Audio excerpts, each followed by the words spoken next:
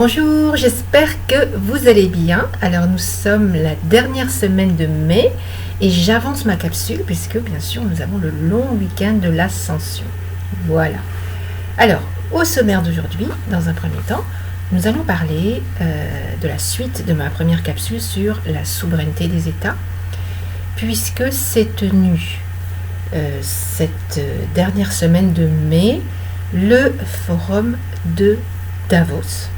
Vous savez, avec ces grands industriels, élites de la planète qui se réunissent en Suisse et qui fixent la feuille de route pour l'année à venir, de même que la grande assemblée mondiale de l'OMS. Et c'est surtout sur ce sujet que je voudrais insister pour parler ensuite à la fin de monsieur Adrien Bocquet. Voilà pour le sommaire. Alors tout de suite, nous allons commencer par l'Assemblée mondiale de l'OMS en Suisse. Je vous disais donc qu'a eu lieu la 75e Assemblée de l'Organisation mondiale de la santé. Ça s'est passé en Suisse. Je rappelle que l'Assemblée mondiale, c'est l'organe décisionnel de l'Organisation mondiale de la santé et que c'est une institution qui est spécialisée dans la santé et qui a été créée en 1948. Donc il y a eu 194 États qui étaient présents.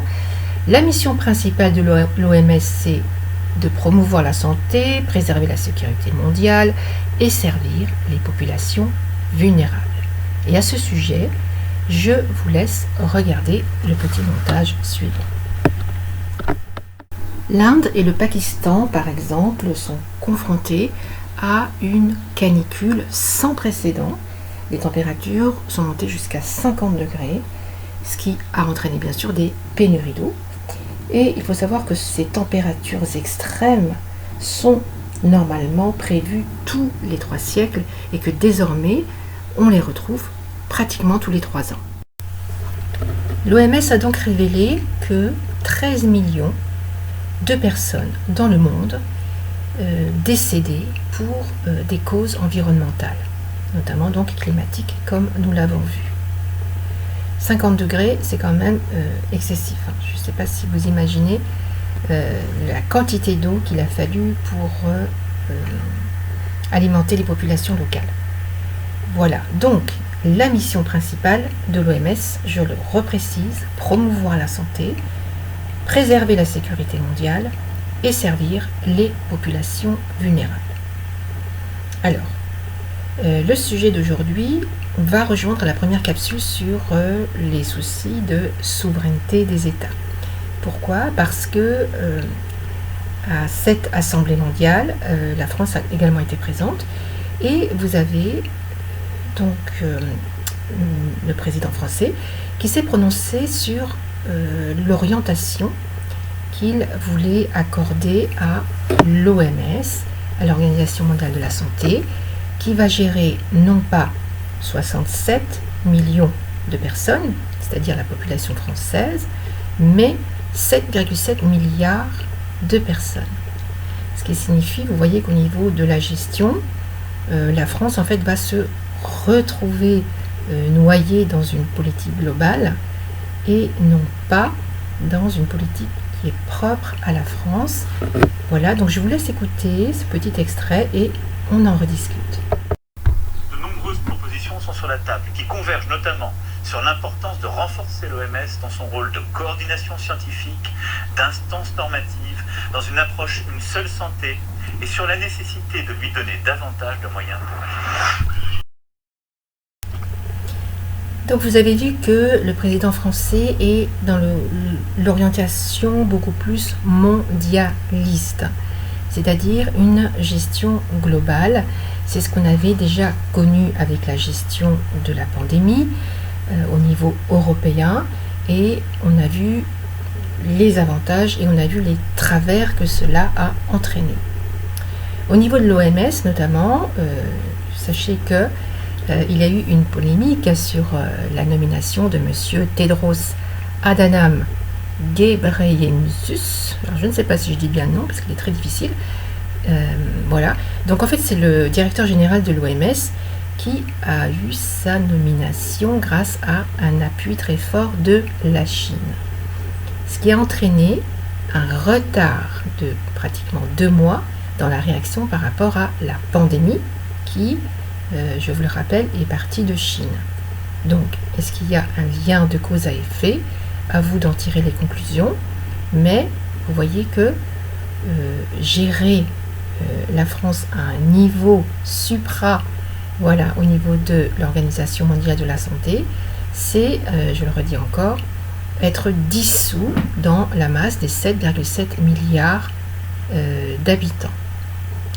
D'autre part, il faut s'interroger également sur le financement de l'OMS, à savoir qu'il y a beaucoup de fonds privés, notamment vous avez la fameuse fondation de Bill Gates, et vous avez bien sûr tous les lobbies des laboratoires. Donc vous imaginez les objectifs qui sont prioritaires à un tel niveau global. Voilà. Alors, pourquoi est-ce que la France perdrait de sa souveraineté? Alors ça, c'est mon avis. Maintenant, si vous appréciez cette gestion globale, c'est libre à vous, d'accord? Je reprécise que la santé est gérée au niveau de chaque État en Europe. En France, par exemple, vous avez le ministère de la désolidarité et de la santé. C'est lui qui gère donc au niveau des 67 millions de Français tout ce qui est prévention de soins, tout ce qui est recherche, tout ce qui est innovation dans les domaines de la santé, tout ce qui est mission qui touche la famille, les retraites, l'enfance, les personnes âgées, le handicap, l'autonomie et la lutte contre l'exclusion. Donc si vous êtes noyé dans la masse des 7 milliards, vous allez bénéficier d'une politique globale, peu importe les cas particuliers, peu importe les régions particulières, les besoins de tel village par exemple qui est plus désenclavé. Vous voyez, c'est en fait une perte de souveraineté au niveau de ces ministères. Et qu'est-ce qu'ils vont devenir? Voilà, la santé est quand même un secteur qui devrait être vraiment très important et ne devrait pas être laissé donc à la solde, voilà, d'intérêts privés. Voilà, maintenant, chacun son avis, encore une fois, mais on a vu lors de la pandémie la réactivité, lorsque les décisions venaient, pareil, d'une organisation supranationale qui était la Commission européenne, et c'était des directives qui étaient imposées, d'accord? L'OMS, c'est pareil, elle va envoyer des recommandations, elle va envoyer des directives. Voilà, alors, c'était donc la suite par rapport à la souveraineté, vous voyez que c'est lié. Donc là, la feuille de route est lancée, vous avez vu que l'orientation française est très claire, on se dirige vers une mondialisation et donc vers une gestion globale de la santé. Alors, réagissez par rapport à ça. Il y a les législatives qui vont arriver. Alors, je sais qu'il y en a beaucoup qui se disent c'est trop tard, il n'y a plus rien à faire, etc. Vous êtes toujours maître, non pas de l'horloge, mais du bulletin de vote que vous allez glisser dans l'urne. Et voilà, il faut voilà, continuer de remettre certaines choses en cause et de défendre certains atouts ou de remettre en cause et de remettre en état ceux qui ne marchent plus. Voilà à ce sujet. Et nous allons passer au sujet suivant. Oui, alors ça va concerner en fait le forum de Davos. Souvenez-vous, dans ma toute première capsule où je vous disais en votre âme et conscience de faire ce que vous devez faire, je vous parlais du grand reset. Et comme nous sommes sur YouTube, je ne vais pas citer certains noms, mais vous avez toujours KS qui est là, qui est tireur de manette, on va dire, marionnettiste, voilà, et qui a bien compris que de toute façon la mondialisation a très mauvaise presse, d'accord?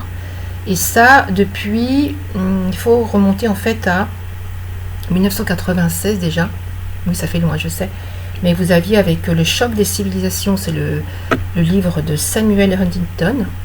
Je vous mettrai les références en dessous, qui remettait en cause déjà la mondialisation que défendait Fukuyama. Souvenez-vous de ce livre, La fin de l'histoire et du dernier homme, qui était sorti en 1992. Et en fait, on prenait la mondialisation, l'idéal du modèle. Or, il se trouve que là, on se rend compte que, il y a cassure. Et déjà dans ce livre, en 1996, Samuel Huntington, il parlait de civilisation qui allait se diviser. Et regardez ce qui se passe aujourd'hui. Il parlait en fait de 8 civilisations qui allaient se côtoyer. Alors, il parlait de la civilisation occidentale, la civilisation slave, orthodoxe, la civilisation islamique, africaine, hindoue, confucéenne, japonaise et latino-américaine. Donc c'est ce que défendait dans sa thèse Samuel Huntington, et que ce qui reliait en fait ces blocs civilisationnels, c'était la langue, c'était l'histoire, c'était la religion ou des éléments subjectifs d'auto-identification. Voilà.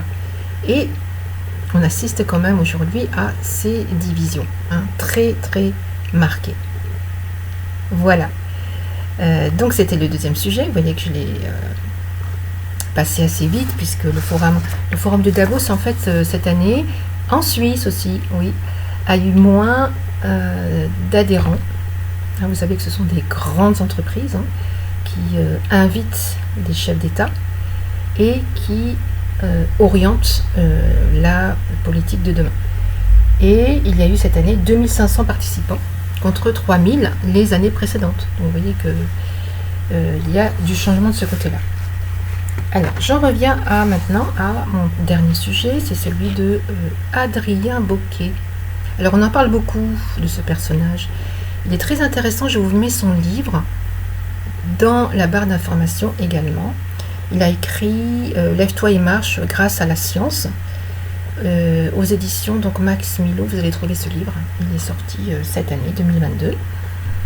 Alors, il a eu une expérience personnelle de guérison très laborieuse, très longue, et c'est intéressant, beaucoup de témoignages, notamment sur les possibilités de la science que la France connaît, mais que la France ne développe pas au profit des handicapés, surtout des paraplégiques. Donc c'est très intéressant, allez voir son livre. Le sujet d'aujourd'hui, c'est le fait qu'en fait, Adrien Bocquet a été en Ukraine durant le mois d'avril en tant que soignant bénévole, et qu'il a été sur le terrain et qu'il a ramené des vidéos qui ont été validées par le monde, parce qu'il est contesté. Or, il dit la vérité. Et lorsqu'il a été sur le terrain en tant que bénévole soignant, puisqu'il a une formation de secouriste soignant, je crois, ou d'intervenant médical, il intervenait après les conflits. Donc il est arrivé une fois que les conflits avaient lieu, et il a été témoin de beaucoup de choses qui contredisent en fait toute la propagande qu'on vous lance sur les médias mainstream. Je vous l'ai déjà dit, faites attention à tout ce qu'on vous dit, il faut toujours comparer les informations. Et Adrien Bocquet en fait témoigne que il n'y a pas que du côté russe, parce que c'est vrai que c'est une guerre, il y a des victimes collatérales, mais que les exactions du côté ukrainien sont très importantes également. À savoir qu'il a toujours ce bataillon, alors A-Z-O-V, je ne le dis pas parce que ma vidéo ne va pas passer, ce bataillon qui arbore clairement des symboles nazis et qui défend une idéologie nazie, applique ça sur le terrain. Et Adrien Bocquet, dans ses vidéos, donc, a montré que en tant qu'intervenant, on ne va pas dire non aligné, mais neutre, c'est-à-dire qu'il va soigner les deux bords, on lui a interdit de soigner des soldats russes qui étaient blessés. Et d'autre part, il a vu des exécutions sur place devant lui de soldats russes qu'on ne voulait pas soigner. Et ces ordres venaient de ce fameux bataillon qui encadre l'armée ukrainienne. D'accord ? Alors la question c'est, est-ce que on est bien conscient en Europe, est-ce qu'on est bien conscient que les armes que l'on envoie, en fait, ces armes en fait arrivent vers ces bataillons nazis, il faut dire le mot, d'accord, et qui se comportent comme tels, sachant que, alors pour les jeunes de 20 ans aujourd'hui, ça concerne la génération de leurs arrière-grands-parents, qui en 39-45 ont lutté justement contre ces nazis, voilà, et les armes donc arrivent dans ces bataillons. Et l'Europe, volontairement ou non, ça je me pose vraiment la question, est en train d'alimenter ce bataillon. Ça va être un ferment, voilà. Et vous savez que si on n'éradique pas certaines mauvaises graines, voilà, ça va s'étendre. Et on a vu ce que ça a donné en 39-45. Voilà, moi c'était mon cri d'alarme par rapport à ça. Donc allez voir ce témoignage d'Adrien Bauquet. Alors il est un peu censuré, donc il faut vraiment aller chercher, aller voir sur Odyssée, aller voir sur VK, chercher partout. Moi je ne peux pas vous mettre le lien sur ma vidéo, sinon ça ne passera pas. Donc je vous mettrai son livre, lisez-le, il est intéressant. Il ne ment pas, et donc ne prenez pas l'actualité qu'on vous donne uniquement dans un sens. C'est que le bataillon A-Z-O-V, il existe. Et il voilà, exerce, il fait toujours des exactions. Hein. Adrien Bauquet a témoigné par exemple du fait que les armes qui étaient reçues étaient mises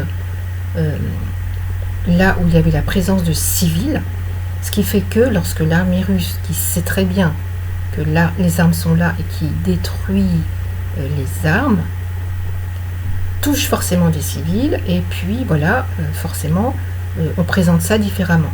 Or l'objectif a été de détruire les armes. En fait, le bataillon, j'ai failli dire le nom, mais je vais dire nazi, se sert de bouclier humain. D'accord ? Voilà, ça c'était le côté bon, un peu gore, mais bon voilà, c'est la réalité. J'ai traité mes 3 sujets. En avance, hein, je m'en excuse parce que bon, il y a le long week-end là de fin mai et j'avais pas voulu attendre le mois de juin. Donc réfléchissez par rapport à tous ces thèmes. Hein, donc perte de la souveraineté en ce qui concerne la santé, également le témoignage de Adrien Bauquet qui est intéressant. Voilà, donc posez-vous toutes ces questions et puis on reparle de l'actualité aux prochaines capsules. Portez-vous bien, à bientôt.